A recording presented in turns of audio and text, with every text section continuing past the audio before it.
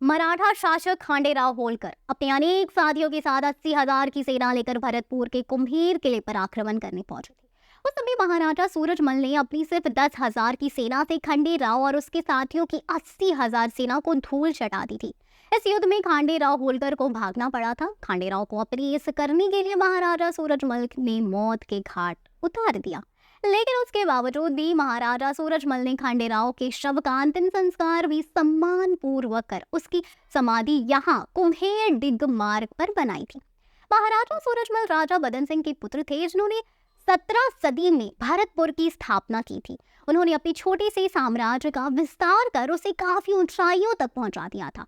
मथुरा, आगरा, बागपत, मेरठ और बरेली तक महाराजा सूरजमल के साम्राज्य का विस्तार था। इसके अलावा गंगा और यमुना नदी भी महाराजा सूरजमल के साम्राज्य में शामिल थी।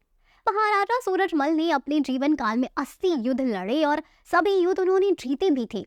अपने पूरे जीवन काल में महाराजा सूरजमल एकमात्र ऐसे राजा और योद्धा रहे जो कभी भी युद्ध नहीं हारे। ऐसा ही एक योद्धा की कहानी दिखाई जा सकती है बाहुबली 3 में, जो कभी भी कोई युद्ध ना हारा हो।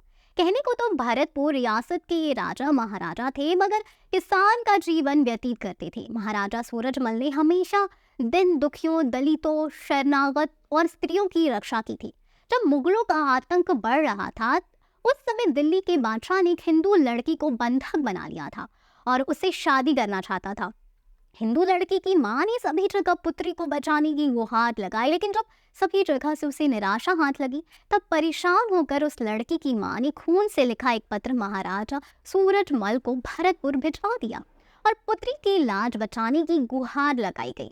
इसके बाद महाराजा सूरजमल ने अपना दूत बेचकर दिल्ली की बादशाह को ये समझाया था कि हिंदू लड़की को तुरंत प्रभाव से रिहा किया जाए, मगर दिल्ली के बादशाह ने राजा सूरजमल के इस प्रस्ताव को ठुकरा दिया था। इसके बाद हिंदू लड़की की इज्जत बचाने के लिए महाराजा सूरजमल ने अपनी सेना के साथ दिल्ली पर आक्रमण कर दिया था। महाराजा सूरजमल दिल्ली के बादशाह को खत्म करना चाह रहे थे, तभी उनकी तलवार के सामने बादशाह की पत्नी आ गई और महाराजा सूरजमल को गुहार लगाने लगी।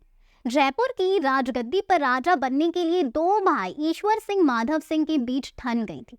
छोटे भाई माधव सिंह ने राजा बनने के लिए अनेकों रियासतों से राजा और सेना को अपने साथ लिया, मगर धर्म और न्याय के मार्ग पर चलने वाले महाराजा सूरजमल ने राजा बनने के हकदार बड़े भाई ईश्वर सिंह का साथ दिया।